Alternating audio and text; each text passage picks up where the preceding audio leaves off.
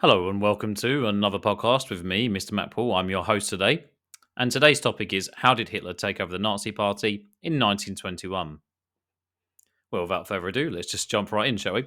So, with number one here, we can see what really kicks off this leadership bid by Hitler was a fracture in the party, a schism, a split. And the issue was would the National Socialist German Workers' Party, the National Socialist Deutsche Arbeiterpartei, would they form a coalition with the socialists? Now, this is a key problem. And also, it takes a little bit of political explaining because you see the word socialist is in the Nazi Party's name. And this makes them appear, at least to some, that they have left wing tendencies. And in fact, what the Nazi Party was a fusion of extreme nationalist with some socialist policies. So some socialists think that they can build a platform with the Nazis. Now, of course, Hitler would never do this because socialists just aren't nationalists. And we know that the National Socialist German Workers' Parties were nationalists first and socialists second. This is quite a complex thing, and many people debate this over the internet. However, what was quite creative about the Nazi Party was that they incorporated both extreme nationalist and some socialist tendencies to form a kind of third way party. Nonetheless, I would still say that the Nazis are primarily a fascist party. Now, that said, let's move on. So, Hitler would never tolerate such a coalition because he didn't negotiate on his nationalist sentiment.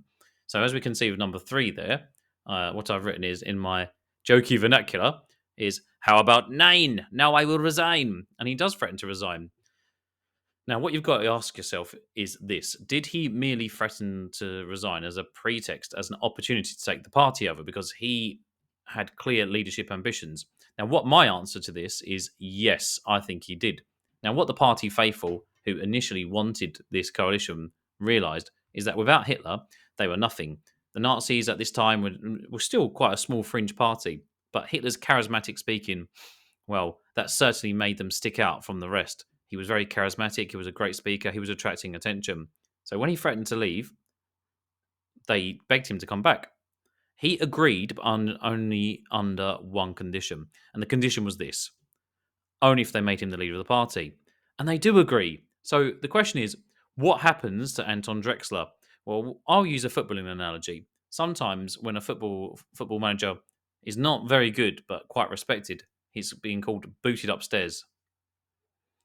Now, let me explain. There's a good example for this. So, Kenny Dalglish was the manager of Liverpool.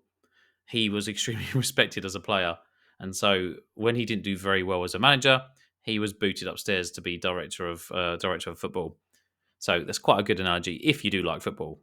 However, so Drexler is made honorary president, and this really has no real function. It's a symbolic post only, and Hitler is made the leader of the party. Now, this is quite a good insight into how Hitler would behave later. He would be aggressive. He would be extremely ambitious. He would out scheme and outmaneuver people because they would underestimate him. Many people thought they could control Adolf Hitler, and time again in history, he proves that not to be the case. Ernst Röhm, von Kahr, Gregor Strasser, all of these people would basically perish beneath him and in his wake because of his extreme Machiavellian tendencies. Okay, and on that note, I'll call it to an end.